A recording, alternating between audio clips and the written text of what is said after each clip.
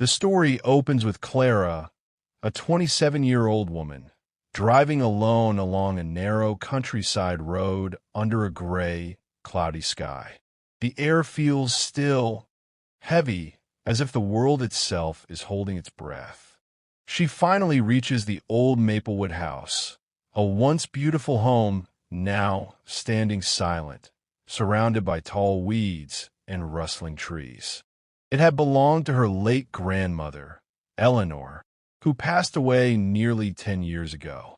Clara hadn't visited since the funeral, and the moment she steps out of the car, a cold breeze greets her like an unwelcome memory.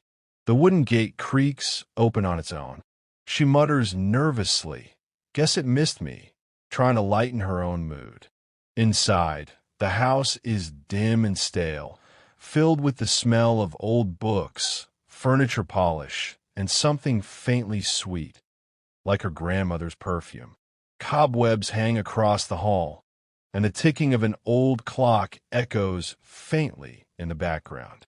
The living room is covered in dust sheets, but everything looks exactly as it did years ago. The rocking chair by the fireplace, the porcelain doll on the shelf, the framed family photos on the wall. Clara places her suitcase on the old couch and exhales. She came here for a reason, to find Eleanor's will and old family documents hidden somewhere in the study. She switches on the lights, but they flicker weakly. "Still working, huh?" she says, forcing a smile. As she moves from room to room, memories flood back, bedtime stories, laughter, and the gentle hum of her grandmother's lullabies. But beneath the nostalgia lies something unsettling. The air feels too quiet. The floorboards creak without her stepping on them. A faint echo seems to follow her movements. Clara brushes it off, convincing herself it's just the house settling after years of silence. But deep down, she feels it. She isn't alone here. Night settles over Maplewood House like a heavy blanket. The wind hums softly through the cracks, and the sound of crickets fills the distant silence outside. Clara sits at the old dining table, flipping through some dusty folders she found in the study. The dim yellow bulb above her flickers every few seconds, casting uneven shadows across the walls. She tries to keep herself distracted, drinking lukewarm tea, reading old letters, but an uneasy chill creeps up her spine. It feels like someone is watching her.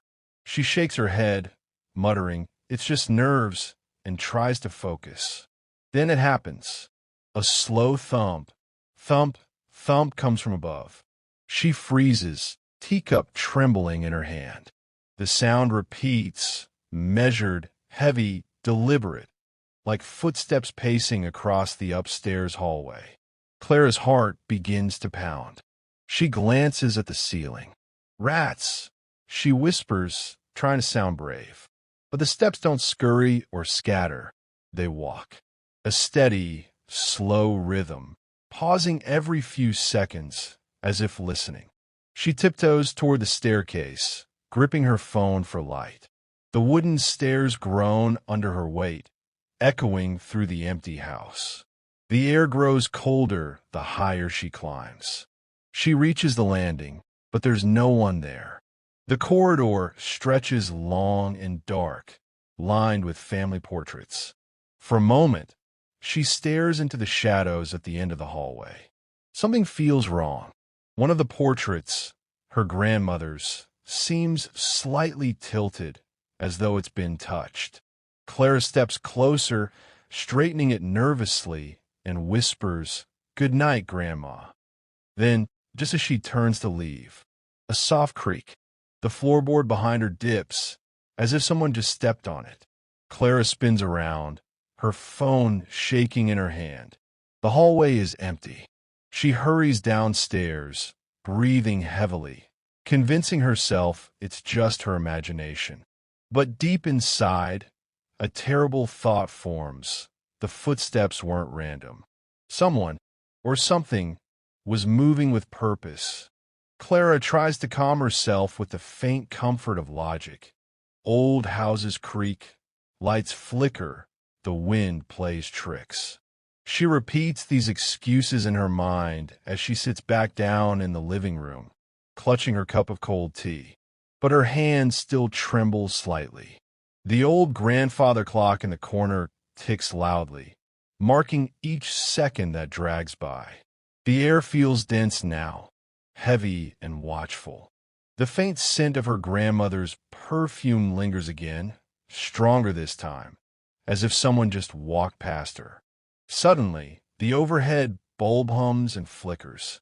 The shadows on the walls begin to dance in irregular, twitching movements. Clara looks up at the light, squinting. "Oh, come on," she groans, reaching for her phone's flashlight.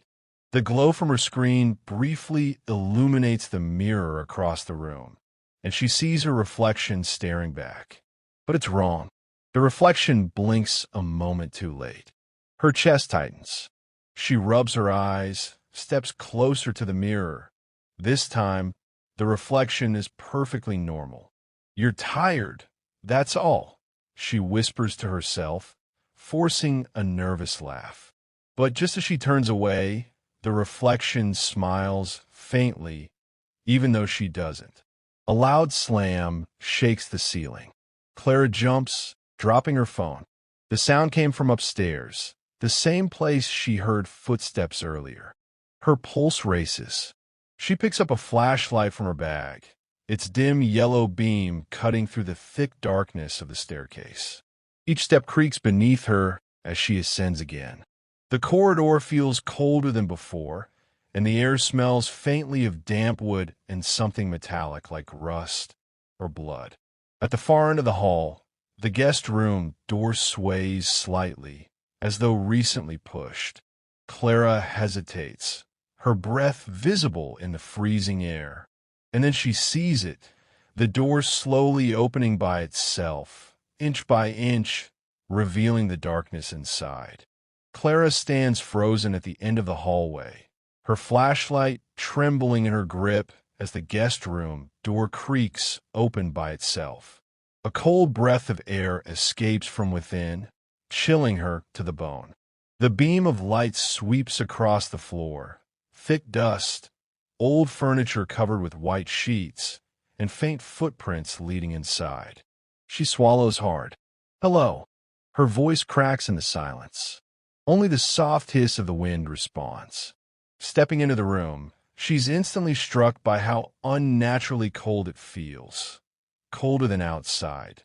Colder than any place should be in October. She can see her breath fog the air. The window is shut tight, yet the curtain flutters gently, as though stirred by invisible hands. Her eyes land on the old dresser by the far wall.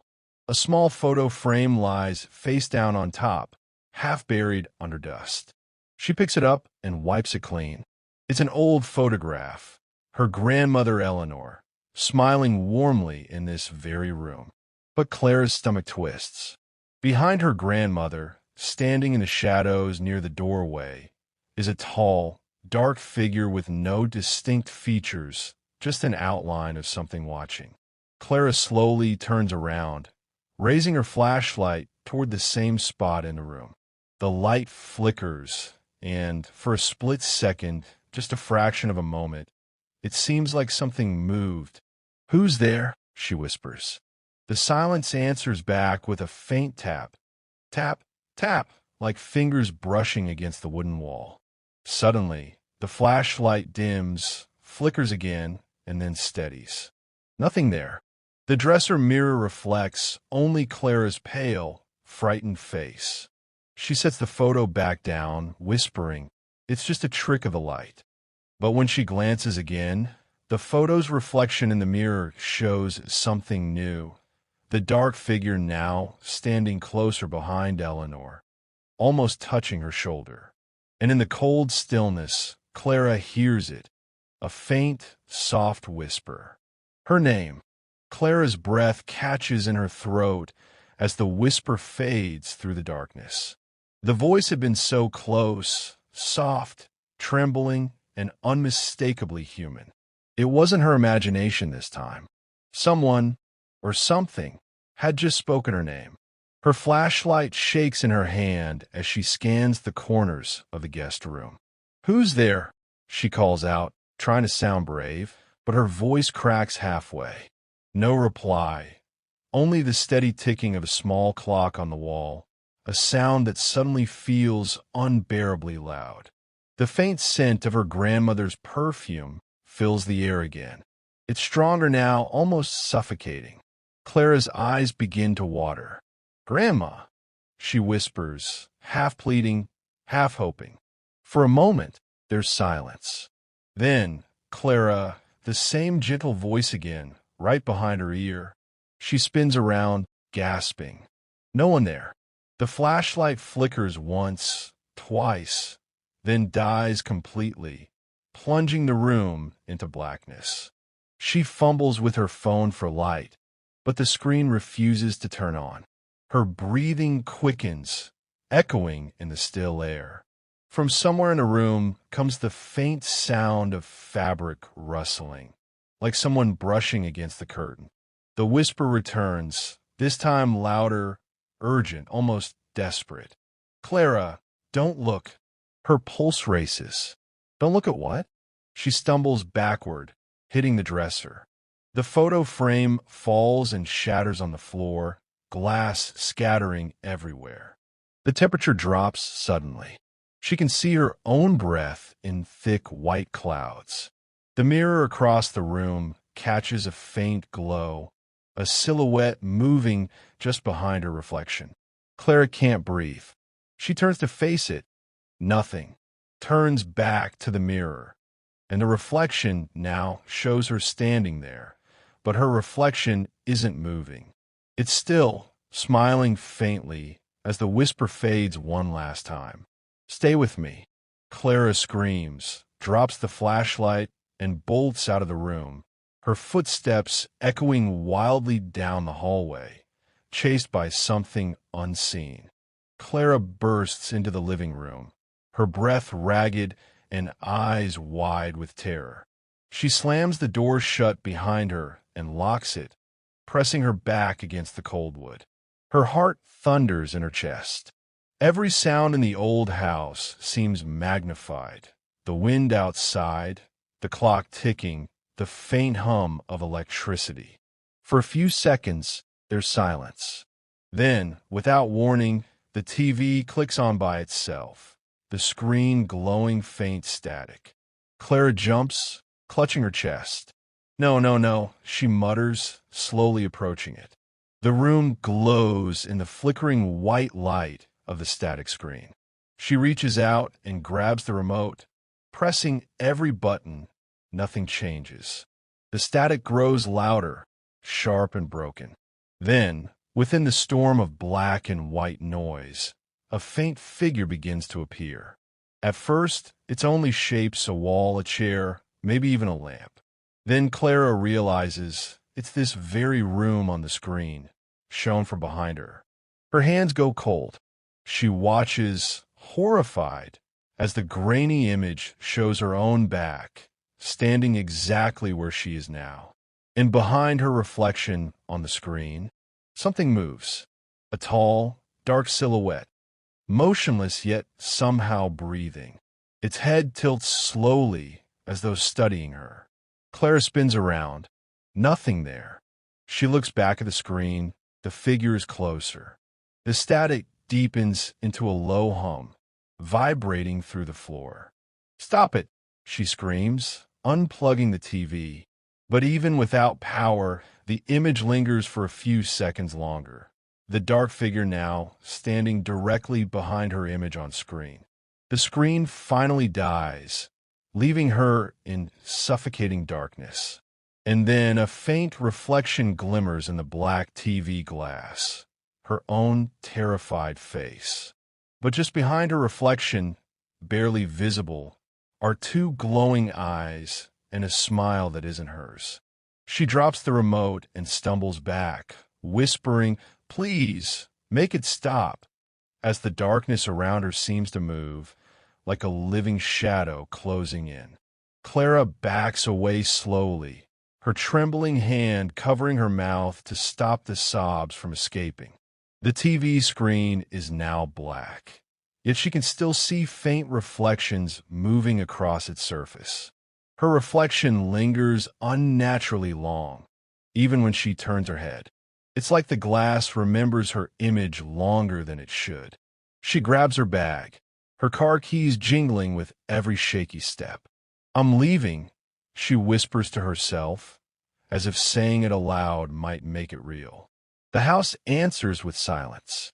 Even the wind outside has stopped. The front door stands only a few feet away. She moves toward it cautiously, the old floorboards creaking beneath her shoes. Then a faint giggle echoes behind her, childlike, soft, and horribly out of place. She freezes. The giggle repeats, now from the staircase. Her phone suddenly lights up in her hand, an incoming video call. The name on the screen makes her stomach twist. Eleanor, her dead grandmother's name. "No," she whispers, stepping back, shaking her head. The phone begins vibrating harder, the ringtone distorted and metallic. Against her better judgment, she answers. The screen fills with static, then slowly clears. It's her grandmother's face. Pale, smiling, but the eyes are pitch black. "Stay with me, Clara," the voice whispers through the speaker. "The house misses you." The screen glitches violently. The same shadowed figure from the TV appears behind Eleanor, now walking toward the camera. Clara screams, throwing the phone to the ground. The lights flicker wildly, glass shatters, and the front door slams shut on its own. Everything goes dark. The next morning, a real estate agent arrives to inspect the property. The car outside is empty. Inside, the house is eerily quiet. On the coffee table, Clara's bag and flashlight remain untouched. The TV, somehow powered on, flickers with static again. And on the screen, a frozen image of Clara smiling back. But her eyes are black.